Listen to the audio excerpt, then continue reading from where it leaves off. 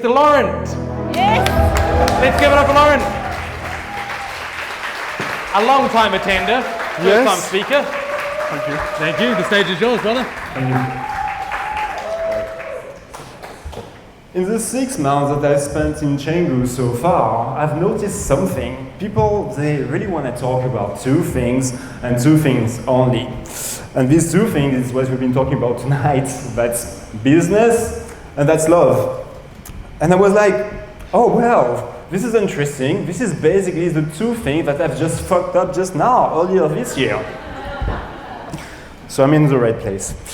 And the pain of failing at relationship and at business, it's really what is leading me here today, here and now. So this is the story of my midlife crisis. So throwback to 2023, we are in Reunion Island. This is where I'm from. That's some French island in the Indian Ocean. Think of Bali, but more developed and with social security. And I'm out there and I'm developing my company. So I have a media production company, I have a podcast studio, I'm doing my best out there. And at the time I had a girlfriend. Her name was Florence, she was a lawyer, she was very successful, and actually I asked her to come to Paris to live in Reunion Island here with me. So at that point, I was like, okay, this is great. This is amazing. I get to live my life and wake up every day and work on my business. And every day I wake up, right next to me is the person that I love the most. So that was my vision. That's what I envisioned, that's what I wanted, that's what I got. And it doesn't turn out quite like as I expected. Have any of you read that book, Men Come From Mars and Women Come From Venus? You guys have? Raise of hand if you did? Okay, cool. So I told myself, okay, I've read the book, so I'm ready. That's what I thought. So the topic today is love and money, so let's talk about the money. My business was about breaking even at that time. So I wasn't losing money, I wasn't making that much money either. And her business, on the other hand, was doing amazing. She skyrocketed in just over like 2 years. Like she did her 6 figures, she had like offerings to become a partner and so on. So I was so happy, and it was like, I was really, really proud of her. But do you guys see where this is going? Money became a problem. All of a sudden, we couldn't be together looking at the future, looking at like, okay, like maybe buying a car, buying a house, having projects, planning holidays, being happy. And it turns out that like the mood at home now, it's filled with tension.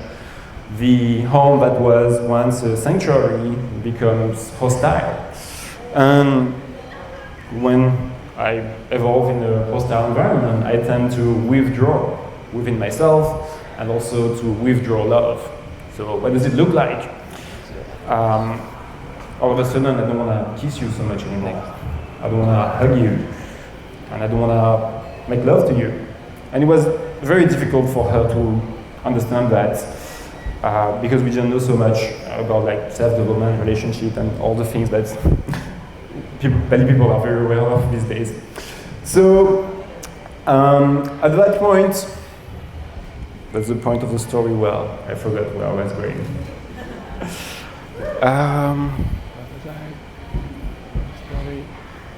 So yes, so I don't want to give up.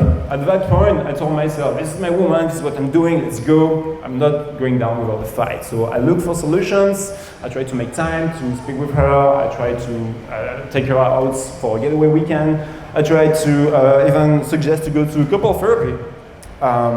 And it was really, really hard for me because every single of my, try was met with like violent rejection. It was really hurtful to me. So I didn't want to give up. I tried that for another, say like 6 months. And at one point I was like, okay, this is not going anywhere. I have to let go. I have to save myself because I was like draining myself. I put on so much weight, I was like very desperate. So I sat her down, I said, look, the rent is paid until the end of the month, but right now I'm gonna go. So that's what I did. And as a 35 years old man, I went back to my parents' place, my home space. So not a proud moment.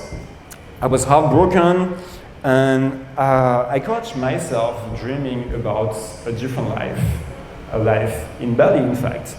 And why Bali? Because I had like some sort of like revenge to take in a way, because if I look back at my story, my ex, who betrayed me by the way, at the time when we split up, I told myself, okay, I'm gonna go to Bali.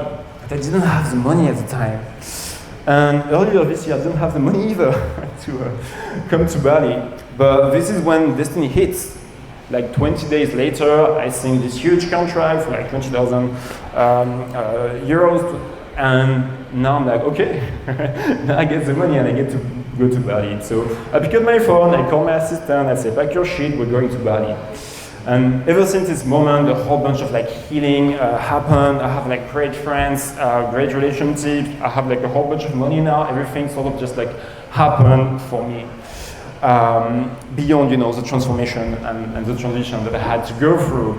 So this is my story, and the last word that I want to share with you is, if you're going through a rough spot right now, just remember that it cannot always be night.